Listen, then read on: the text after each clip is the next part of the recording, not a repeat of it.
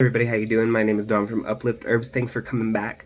So I just have a couple quick things. This is going to be a very quick video. We're going to talk about some candles I got. I got these at Walmart. All of the candles were $1 or $1.42. So just know that we are going to be talking about associations. I only got about 4 or 5 saints or 4 icon candles, but we are going to talk about the many ways to use them. So we'll start with the easiest.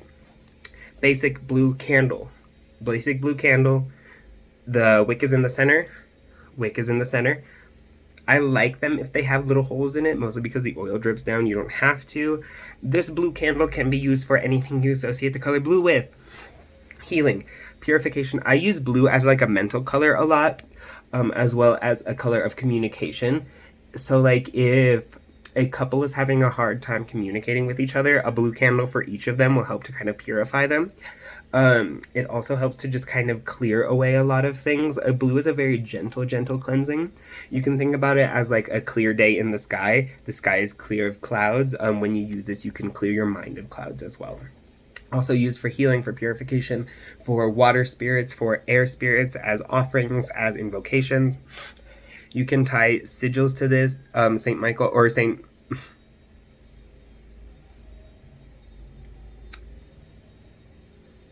Sorry, that was a full stop. I have there are some saints whose name I refer to in Spanish, and that's like the name of the saint, so to like translate it in my brain gets me stuck. San Miguel, Saint Michael is one of those saints. But he does like the color blue, especially this kind of lighter blue. He also likes the color red, so if you're working with his scales to bring balance, I'd use blue. If you are working with his sword, I would use red. If that's confusing to you, then that's fine. You can ask him for clarity. The next one we have, we'll go to the Guardian Angel Candle. Now, y'all have seen me use this before on the Instagram page for ancestor veneration. This is very good to either invoke your ancestors' presence over you for them to guard you, or it is very good for offering them elevation. In my family, the story is just kind of like, we've always used the term that when they die, our family becomes guardian angels. And that's kind of like the term that we'll use with ancestors. We also say ancestors, but mostly guardians, because it more accurately talks about the role that they play in the afterlife. And really gives a concrete example of why do you venerate them? Why would you invoke your guardian angel? And now your guardian angel is different from your ancestors, so there is a little bit of a mix and a cross. Some people say this is a separate entity entirely. Some people believe it's your higher self. Whatever. I often use it for ancestors because that's what resonates with me, my heart, my soul, my practice, and my mind. So for this, carve it on the top. Herbs you can put for ancestral contact and veneration. Lavender, mugwort, tobacco, frankincense, whatever is sacred to you in your culture. There is probably a cleansing herb that your great grandma used at some point. If you are white and European, please use lavender, please use rosemary. If you can trace more indigenous Mesoamerican ancestry, I will use copal, I will use palo santo, yerba santa, stuff like that, which is more like culturally prominent to me. That's that. You can also use this for purification and connecting to both like your guardian angel and your higher self. You can also use these as a like cleansing candle, just because they're white and purified. The prayer on the back is pretty good. The prayer in the selected book of prayers is better. The next candle we have are San Martin de Porres, who is one of the most near and dear saints to my heart and one of the kindest energies in the possible world. San Martin works with people who are of mixed race, who are biracial, and who work to eliminate and kind of solve inequality, who work on behalf of and with marginalized groups and marginalized people, those who sacrifice themselves willingly. There are a lot of different stories about him. A lot of the ones about his like domestic work and like the resemblance of the broom to me crosses a little bit of a boundary. There are better icons. This is not my favorite picture of him, but it has a lot of associations. You could honestly decorate a whole altar to him just based off this picture if you really needed to. He does help with a lot of psychic gifts, especially the clairs, like the clairsenses, clairsentience, clairaudience, and not so much clairvoyance, but definitely clairsentience. He will communicate with you very directly. And so if you're working with like developing clairsentience, like clear knowing, precognizant thought, not necessarily predicting the future, but kind of just like knowing things before they happen. There's a fine difference. It doesn't matter if you see it or not. But he will work on your psychic gifts that are very mental. Not so much your visual gifts, not so much like smell, not so much like astral projection, but like clairsentience, communication, and telepathy. It's this is a very good saint to work with for your head, for your mind, and for cleansing. He is very protective, but not an aggressive saint. He's not one that I would really work left-hand path with, because he is just a very kind and humble and gentle spirit. And he really, really is just a fantastic, wonderful, amazing healer. So if you are working with sickness and illnesses, he's very good as well. The type of like workers, practitioners, nurses, doctors, specifically people who kind of work in healing with their hands. So like people who are more like massage healers or like Reiki.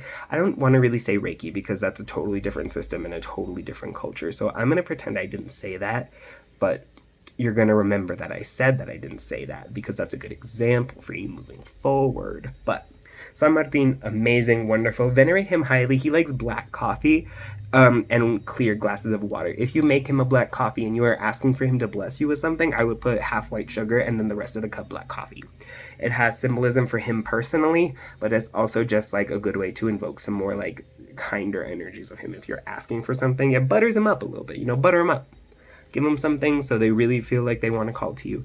Also very good to invoke during tarot sessions. If you are having a hard time reading tarot, understanding the associations, or feeling like you can't really connect without reading the definition in the book, and if that doesn't feel good and fluid for you and you want like a more fluid practice and understanding, it's a very good spirit to invoke. The next one might be a little bit rough for everybody to wrap their heads around, but we're going to do it. It's the Holy Spirit. So I honor this spirit and the Holy Spirit in a similar way to you would honor Hermes, Apollo, messenger spirits.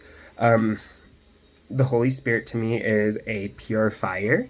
It is both a feeling of warmth and your internal fire, what keeps you going, as well as just like the connecting breath between all of humanity, really, to me. Like, there is a path in Genesis where they are talking about how God would breathe into man. And because God breathed into humanity and gave their breath to bring life into humanity, that's how I venerate the Holy Spirit, as the breath of life, as life itself. When I'm working for happiness, when I'm working on mediumship, when I want to honor my ancestors, elevation rituals, very, very powerful cleansings this candle can be used for. The Holy Spirit candle is very, very, very powerful.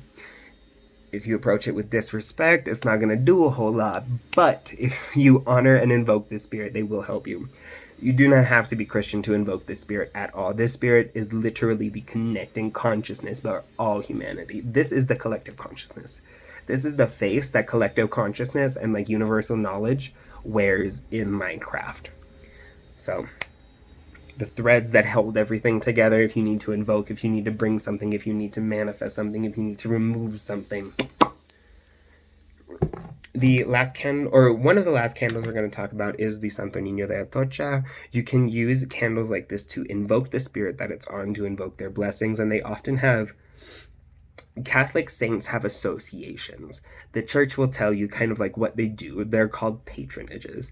The Santo Nino is patroned as the divine doctor of all illness, so he is a healer and will heal. You can invoke him for that. He is known as a protector of the invalid or the marginalized. He is also known for delivering people from jail and working in court cases. He is also a spirit of sustainability, meaning that he will both bring you finances and gifts and things that you need to live your life, as well as he will show you how to be stable and how to attain stability. There are many, many ways. You can also invoke him for rituals involving humor, happiness, healing, strong elevation. If you would like to know more about any of these, I'm pretty sure we've covered at least 3 of 5 of these spirits on our YouTube page, as well as our Instagram page, as well as our Patreon. So wherever you want to go, there's content. The last one, and a personal favorite, is Our Lady of Guadalupe. Hey, Mom.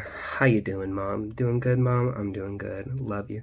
But Absolutely anything. I almost always just use these as like offerings to invoke her spirit and things like that. My relationship with her has developed to the point where it's like I don't really ask for anything, but more so get these to just honor, to give veneration. Um, it helps, and the way she talks about her candles is that by lighting them, they are kind of an ambassador of Guadalupe's light. If that's a very kind of esoteric saying, but in a kind of very boiled down material sense as I could get it, lighting this candle will invoke her spirit. That the light that spreads from this candle mimics the way her holy fire and her blessings spread through your life. So if you would like to invoke her for healing, for love, for prosperity, this is a green candle, so I would stick with like prosperity, communication stuff. If you want to work like, if you work with chakras and the chakra system, that's for you. I don't know how you're going to mix her in with it, but green is associated with the heart chakra, so and that's that. Those are the candles I got. Again, they were all like $1.42 to $1 at Walmart. And that's that. There are about a million ways you can use them. All of these spirits are so profound, and that if you light the candle, I encourage you to just light it for them. Don't ask for nothing. Just light it for them so you can feel their spirit, so you can feel their energy, so you can ask them like, okay, well, what do I ask of you? What is appropriate for me to ask of you? Is kind of a good place to start. And yeah, that's just a very quick way I will use saint candles in more of a metaphysical ritual bruja sense. This is going to the folk magic playlist because that's where all of this wheelhouse is. That's where all of this comes from. It's all folk magic. It's use what you got, where you got, when you got it. And yeah, if you have more questions, if you would like to know more about candle magic, leave a comment down below, ask a question about it. I would love to talk about candles. It's my favorite kind of magic. And yeah, if you want any more information about the spirits of Santo Nino or Lady of Guadalupe or how to use some more candles, please check out our Patreon. We have all kinds of content on them over there. I discuss spirits so constantly that it's like there's just a plethora of content anywhere you go. Anywhere you want to go, we got stuff for you.